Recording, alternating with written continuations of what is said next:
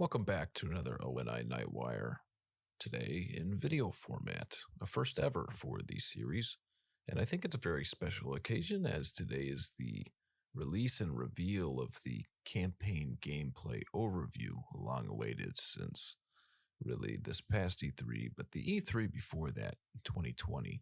So we'll be doing a small frame by frame analysis and see what kind of jumps up at us. I know there's some things that jumped out to me just in the brief or few 20 times that I've watched this since 6 a.m. this morning. So without further ado, I think we're just going to get right into it and let's see what we can find. Hopefully it's not too loud for you on the gameplay side. Again, we're still working out a lot of the kinks on my end. Should come out fine though. So nothing really truly new here. It's lovely to see pink Cortana again, purple Tana. Definitely a fan favorite and a throwback for sure. The pilot looking as great as ever. Chief looking olive green. There he is. His green seems to change a lot, which I really appreciate because it's not just melted to the suit. It varies quite a bit depending on the light source. Okay, so this is nothing we haven't seen before still. This is from our previous E3, the one just this year. You can see some banished fortresses, and that's about it. The LOD, or amount of detail at distance, seems to be vastly improved. The lighting looks great. The ring looks great. Not too much more to add here, so we're going to skip ahead. Pilot looking as good as ever. I was concerned up to this point if we would see much new footage or if we were just going to get a remix of stuff we'd already seen in the past. So it is nice to get some fresh new glimpses into the campaign. I appreciate a lot of the detail. If you look on the pilot's neck there, he's got a sort of smudge. And just there's just so much detail in this compared to really any previous Halo. Bungie and 343 have always been great at adding detail to their games, but this game in particular seems to have a striking amount of detail. So we'll move ahead here a little bit. Just the muscle action in his face looks great. It's a little stiff. His eyes are stiff, but he just always looks angry. Arr. Pilot's always arr. This is a great, almost a Halo Reach inspired a little jump into the mission here. Lots of foliage on Zeta Halo. Just looks great. Ferns and grass and detail. It seems to be vastly improved. And even at a distance. Just a lot of atmospheric lighting. Palace of Pain and some blood-curdling oranges. There's these almost to the right there, to the middle right. There's these spires kind of sticking up there, and I'm not quite sure what those are yet. It could be some sort of crashed or decayed UNSC vehicle of sorts, just there on the horizon line. But it almost looks a lot like Reach's, in Halo Reach. The planet Reach has these iron spires sticking out of its surface that I think are most visible on the firefight map on Earth. Anyway, it's reminiscent of that. So we'll move ahead here a little bit. We'll get a better glimpse at some wildlife. So we have these sort of ibises. They look like ibises with like a Parasaurolophus head ornament, much like a dinosaur. Very pretty birds. This looks like these may be the same birds we see flying around throughout the trailer. Classic Forerunner door. Look at that lighting. Look at the bounce lighting off of the metal there. Just looks fantastic. The fusion coils, they really want you to utilize those. You can tell because they call them out quite a bit. There's a look at a Kegyar down there in the bottom right. Looking pretty good. Mostly Ungaway in here. So this red glow, I'm assuming that this is either, as we'll see later, this is, to me, this reads a lot of this wiring and stuff that's attached to these Forerunner larger pieces up here in the middle and to the right and to the left, that these are banished. The banished are doing something here. They're definitely converting some of this Forerunner tech. So you can see here that the grappling hook is electrified. It seems to kind of freeze them in place. I don't know. I doubt that's a standard thing, as we'll see here in a little bit. That may just be something that's an add-on to the grappling hook. And the animation itself looks pretty rigid. So they've added some hair, some facial hair here to the Hirohane, to the brutes in this game, which Joseph Staten kind of hinted at some months back, that they were going to make the brutes hairy again. And this is a very easy way to do it, a very efficient way to do it. It doesn't need to be super technical. You just add a mostly rigid goatee or a mohawk to the brutes, and you've got hairy brutes.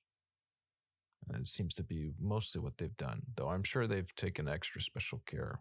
I mean, not just with Escharum, but maybe some other brute captains.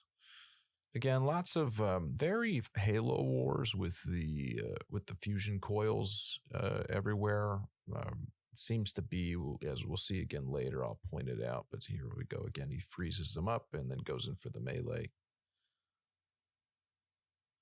There's a lot of Forerunner fusion coils kind of just lying around everywhere, and it's very reminiscent of especially Halo Wars 1, since that was a major resource in that one.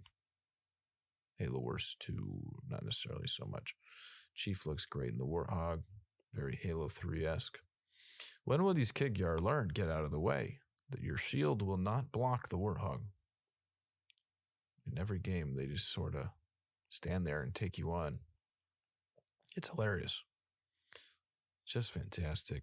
The scale of these levels is truly magnificent. There was let's see if we can go back just a little bit here. We do have either a banished or a UNSC frigate of sorts. I'm going to lean on banished in this case, off in the distance there in this bottom right corner. Not much to say about that. Just the scale. I mean, that looks to be fairly far off, but given the detail on it compared to the horizon line just below it, it's probably not as large as it's made to look there. It's probably somewhat smaller, but full details I don't think we have yet to date. The Halo ring itself looks truly beautiful at night. I love that you can see the detail, and it's in the sides alternate to where you are. Very Halo CE, where the ring was kind of just always illuminated all the time, no matter where you stood. So this is probably the weapon that he's walking up to. It's definitely the weapon. It's been 6 months. How can you not love the weapon? Isn't she great? Something we've seen before. Solemn Chief feeling for his fallen comrades, and purple Dictana. Evil Cortana back in action. She looks truly menacing here. I love the return to purple. I love that they really haven't skewed too much from her armor in Halo 5. You can't really make it out, but I am willing to bet that right on her chest plate here, let's see if we can get back just a little bit, just a wee bit. Let's see. Right under her wrist there, looks like it'll be that marathon domain symbol again. So it doesn't seem like her armor has changed all too much. What she's looking at here, I'm uncertain of. Some sort of maybe like a planetary shield. Seems like a bit of a reach. Maybe some sort of space station. Whatever it is hanging or floating, suspended in atmosphere. I'm unsure. It looks to be important, whatever it is. And the little weapon again here, looking as adorable as always. Claiming that she does not know why she went after Cortana, and she doesn't know what Cortana did. So they've kept her very clearly naive, I would say. Very obviously naive to what her previous version was capable of and achieved. when she turned against the rest of the galaxy. Probably with good reason, trying not to inspire a newer, more powerful Cortana. So this is exactly, see, the distance to these banished frigates, they're awfully close for this forward operating base, I feel. Maybe this is not banished. I don't know. It's hard to say, but they're just awfully close. I feel like couldn't they just lay this UNSC forward operating base to waste immediately? I mean, almost certainly, right? If they wanted to, there must be good reason why they don't. I'm not sure what that is. But this station is exactly what we thought it would be. What's interesting to me is that there are 2 weapon pedestals. You can see them there. There's 1 and 2, one on the left, one on the right. Co-op campaign, I imagine, which is, I think, particularly ironic given that it was not in the game at launch. But that seems to be what that is intended for. I don't think that they're just floating holograms of weapons. I mean, you could go with this or go with that. Doesn't seem very reasonable. So this is probably intended for co-op campaign, is what jumped out at me. But overall, this whole experience is exactly what we thought it is. It's a requisition system. It's an evolution of that brought to campaign. It seems like the pilot brings you whatever you request. And I wonder how this works. I wonder if you have to unlock these by finding them on the level, or I guess it remains to be seen. Are they all just unlocked at the start of the level and you can choose whatever you'd like to start it off, to play it in different ways? I feel like the Wasp, as they'll show here, is a little OP, probably just glide right through things. Maybe that's a way of sort of fast traveling through a level, is, without actually just teleporting from level to level.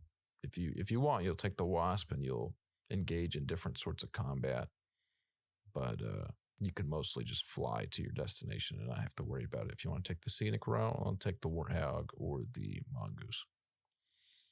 But what makes me laugh here, as you'll see, and we can even just play it from here, I think. Here you go, Chief. Bonk! Just right onto the ground. Right onto the ground. Pretty good. The Wasp looks great. Such a fantastic addition to the UNSC arsenal. War chest, if you will. Again, the scale, the absolute scale and majesty of the ring, more banished frigates. I like the swampy detail at a distance of that river there in the middle. You can see it has a lot of like low-lying grass or moss in the water. I think that looks fantastic. It adds a different atmosphere. There's some steam lower into the valley, so just different ways to add atmosphere. I think there was some concern, and I had some concern that that it mostly being just Pacific Northwest alpine territory, that it would feel a little stale for a while, and I'm sure that's something they'll extrapolate on in DLC. But as you can see here, they've varied it quite a bit. I mean, now this is more of a mountainous grassland, more like a meadow area. And that previous zone was a little swampy. And then this is just churned up. You can tell that this has been mostly stripped away. If you look in the back along these cliffs here, there seems to be a mine up in the top left there, a couple of mine-like structures. They're stripping away at the ring's natural formations. This banished base is not a natural formation, that's for sure. Ditches the Wasp, dives in from above, and just totally decimates Decimus here. It's not really Decimus. Kikyar close up looks good. I like the detail. They look a little more in line with some of my favorite designs of the Kikyar and the skirmishers. Ibieshans, Tavawans, Ruthins. Looks great. This is a scene from the trailer in last year at the end. Eshram's speech. And here's Eshram again from that trailer. Looks a little richer, a little more detail. He's got some better lighting on him. just some Banshee combat. There's those rings, those, I guess they're not glowing, but there's the more ancient looking rings, the more stoneware looking rings from the original teaser in 2018. Here's a really upset Hirohane with their signature mohawks. He absolutely lunges this piece of hardware at the chief. Very dark. This game's got a lot of dark moments to it, which I appreciate. It will definitely vary things up a bit. Probably adds a little bit to the sinister nature of being here. This guy just charges at the chief. Fatal mistake, because the damage values have been ramped up for the sake of any good teaser or trailer, truly. But the detail on the skin of this guy is really fantastic. Hard to see, but again, we still have sort of a blank stare. There's another guy behind him, if you notice, in the doorway. I'm guessing that's not necessarily another Hirohane. That's a hologram of Eshram. And it makes me think that because of where it sits, that maybe in this level, as you progress through it, you'll be stopped and taunted by Eshram. So this may be actually somewhere near the end of, or towards the end, towards your fight with Eshram. That's my guess. So knocks that dude out. This is a very different looking environment. It looks a little more Forerunner, but maybe not quite. Nice to see a Miguel or Hunter, if you will. They look very thrown back to there. There is a really good shot. Halo CE version. Very bubbly, very round, not so sharp. Lots of veiny, like Golo worms. And yeah, they just look great. It looks very combat evolved. Truly massive, too. Sniper rounds that can't take the hat off in a Hirohane at 50 clicks, or 5, whatever it is, 15 clicks. Well, it takes the hat off anyway, but not the head off. More mohawks and goatees, and right through the dome. So here we see UNSC prisoners. I like that they're out of their armor. I think that looks, it's a cool look. It's cool to see some trimmed down, slimmed down humans in game. That Hirohane definitely freaked out when they got freed. It's like, whoa, no. So this is a lot of, it's been mentioned, it's very Far Cry. Very Far Cry. But Far Cry is, though it's had a return to form just this past autumn, it's been on the downward slump for a long time. So it's been, I guess the void is, see a need, fill a need with 343. They've decided to kind of step into that genre and extrapolate on a lot of those gameplay mechanics. So if I can go back here, he doesn't lunge at this Jackal. I'm not sure. Here, we'll skip ahead a little bit. Pretty quick little shot. Blink it, you'll miss it. I don't know if it's because of the Kigyar shield. Gosh, just explosions everywhere. But he grapple shots at the shield, and I wonder if this is something you can do with any enemy in the game or just the Kigyar. If you grapple, just kind of shoot the grapple and then retrieve it immediately. Is it just to knock them, kind of silly so that they open them up for a greater attack and not just the Kigyar, or is this limited to the Jackals with their shield? It bounces off the shield purposefully. I mean, it wouldn't go through it. So it seems to just kind of bonk right into him. And then that knocks him free for taking damage, and he just quickly dispatches him there. So again, I wonder, they don't show that utilized that way with any of the other enemies. That may be specific to the Jackals. So Chief says something along the lines of, "Don't worry, you're safe now," to these Marines. And then very Master Chief, but just as comically. So there's a skewer there on the left. Was that the skewer? I believe so. That's a skewer. And it seems like these will just kind of be littered throughout. It doesn't seem like an enemy dropped that these will kind of be littered to mix up these encounters a little bit. But yeah, don't worry, guys. You're totally safe. Goes diving off a cliff. Very epic, very heroic. These guys will surely have their spines broken on the landing. What if this guy's a friend? He isn't. Very good line. He's very clearly not. What is he wielding there? He's wielding a Hydra, which is interesting. A lot of these banished don't seem to be afraid to utilize UNSC weaponry, as we'll see again after we take out Tremonius here. I like the very flaming jetpack, booster pack.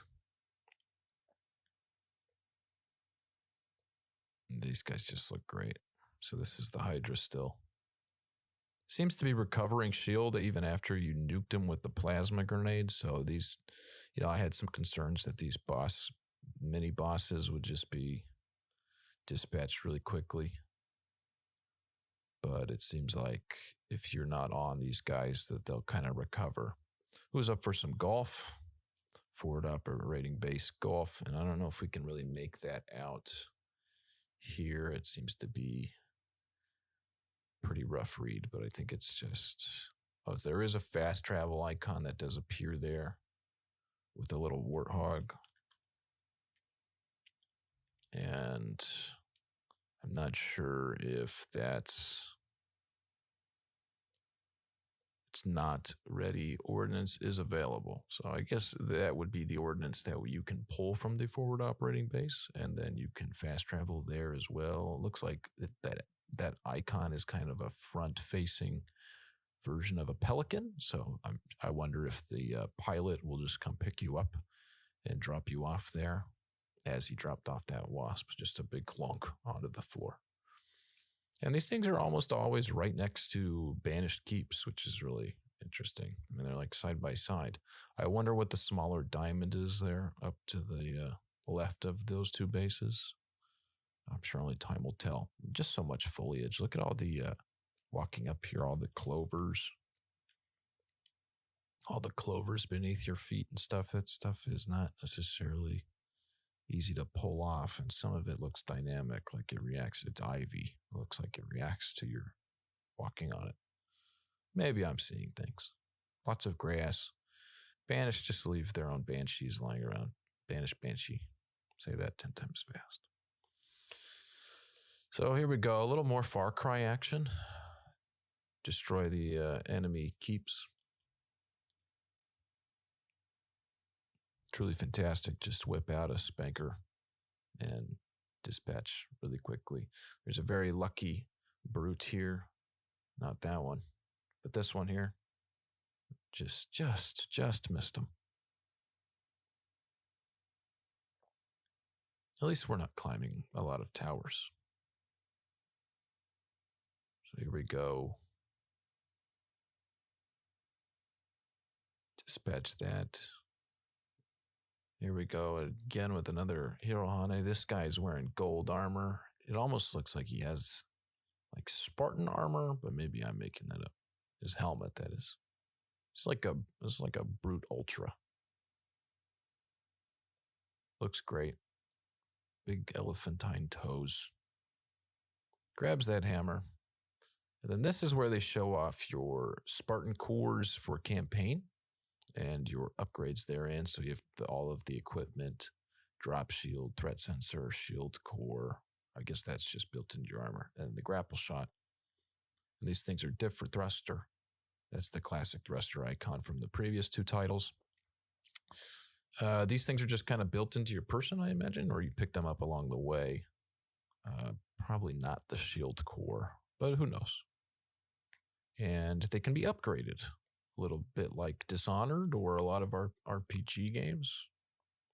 I mentioned Dishonored because I think that the levels are structured similarly. And here you go. Upgrade to escape velocity, which I'm guessing is the sort of punny name for having the thruster initiate invisibility upon use, which we see here. Invisible. Nice effect around the invisibility. This guy quickly goes, where'd he go? Switches to something, but without enough time, and then gets destroyed with the gravity hammer. Grapple shot has insane range. Tons of fusion coils, just primed for. It just seems like a really lack of foresight on the part of the banished, and kaboom! Silos destroyed. 2 of 4, so still some work to go here. Something that is a little interesting, but not by too much, is notice the reticule for hit markers and kills continues to pop off as you don't really do anything. So it seems to be environmental based. You if you cause that explosion, and I notice some of these like crystals, these blue shards jumping off here.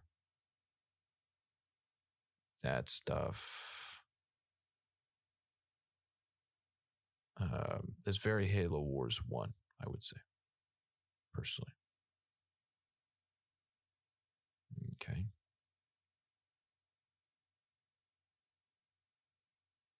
And saying Halo looked great. Very Halo CE again. That could be useful, if you like that kind of thing. Oh, I like it. Very memeable. Chief, thanks for the new line. I think it will get used plenty. Phantom still looks strange, but with some added detail and coloring.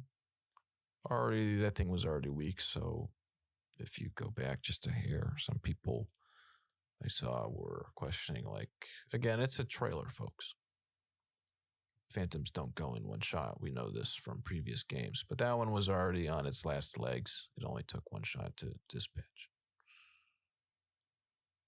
Some sort of waterfall there to the right of Chief.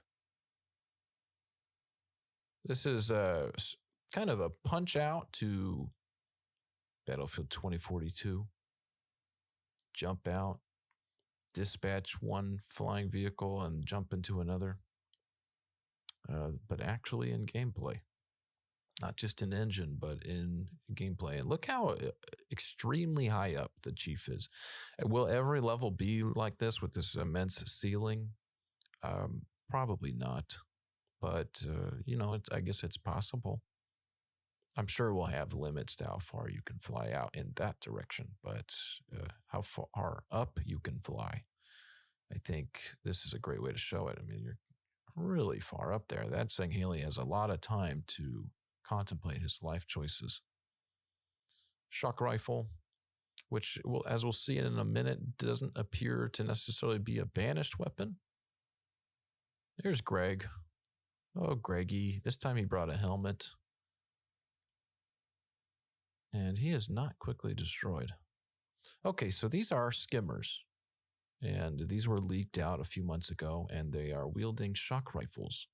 They look very unique to the rest of the banished forces, and they don't even necessarily look Yanmei in an appearance, though I was excited at first glance because I thought that they were Yanmei. But no signs of any drones or Yanmei in this game so far. These guys are a little different, though they have 6 legs. It looks like, or 4 legs. They still have 6 kind of utility appendages. These guys really screw up bad. They try to pull apart this sub-monitor, which appears to be either deep underground or in some sort of maybe more dry desert biome, just given the atmosphere behind it. I'm gonna probably lean on underground.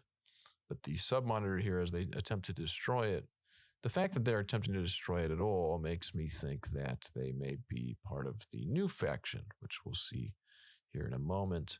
The shock rifle, though, up to this point, did appear to be a brute weapon. But as I did want to point out, the skimmers here. They are not very smart, as one of them dispatches the other and by accident. A little Promethean vibes, but I think different overall. These things look pretty alien to everything else we've seen so far. Boom. He shoots his own buddy there. Just kind of goofy. That's a little blink and you miss it. Submonitor does not explode, though if you watch it in real time, it seems like it does. We're leaking some sort of goop, hot goo, plasma goo, incendiary goo. There's a marine armor over here to the left, just kind of up on a stand. So either this is a UNSC base under attack or some sort of trophy for the banished. I'm going to lean on UNSC base, just given a lot of the equipment in the background here.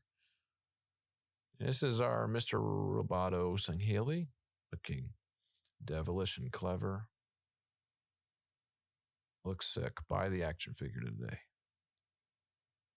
All right, and then I'm truly baffled and amazed that they revealed this character at this point. So this is the Harbinger, not the Didact, as many had hoped or assumed. We'll go back just a little bit so we can get another glimpse at this bad boy. No, at the Harbinger, as much as we can. A little difficult to tell. Feminine wiles here with the long pointy legs. No, this very much reads to me more like a Gears of War villain. Notice the jetpack on the back there, the little jump pack on the back of Halo again. On her back is very reminiscent to what we've seen on the skimmers so far as well. So read into that what you will. To me, it reads that these guys are all part of the same faction. Yes, little sticky, floaty bits out here. The mouthpiece here, she just looks truly alien to the rest of the Banished. She looks more Promethean than anything, but not necessarily. We've got a four-fingered, that is, a pointy, grippy claw, which I guess is a little more Promethean. I suppose these guys could be a variant of Forerunners, though she says that the Forerunner lies are no more, essentially. So she misses the chief. She instantly teleports back in. And yeah, almost like a Warframe, right? Very just alien and different. I do like the organic look to them, and I think that leads into my previous theory that I have yet to reveal on the podcast, that these guys are maybe precursor in origin or some sort of precursor hybrid. So big splash. Originally, I thought that she teleports the chief and then knocks him silly, but it seems like she just really repulses him through this tree trunk, no problem, and then into this rock, which he destroys. He's a weighty boy. This just seems to me like escaping the Palace of Pain, since it's probably the single largest and most imposing structure in in what we've seen so far, and it's so high up. This is pretty fantastic. We've got to drop the load. Chief gets in, and I think we'll just let it go from there. Nothing really new to share. To the new era of Halo. New era of Halo, folks. Is everyone trying to kill you? It kind of seems like it. It does kind of seem like it. The pilot and the weapon will seem to be carrying the bulk of the humor and story beats. Ooh, so there's Eshram.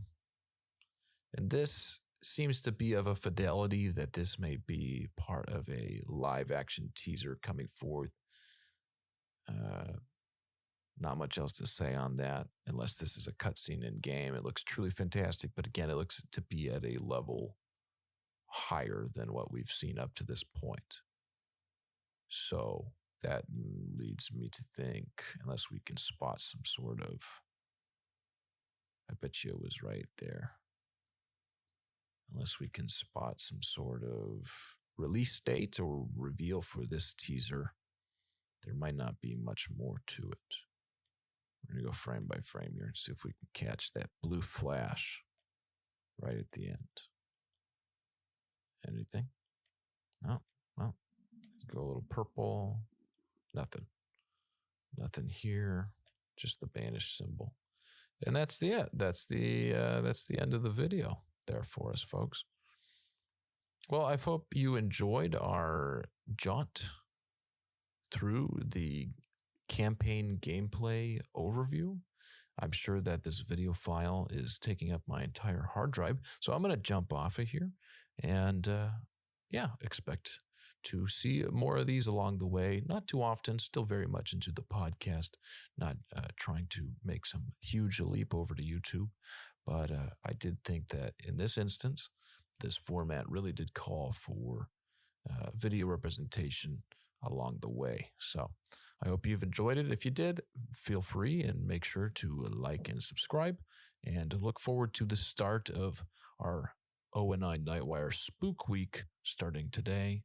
Again, at the podcast, ONI Nightwire, Halo News and Lore, both on Spotify and Apple Podcasts, and really wherever you enjoy podcasts today. Thanks for watching.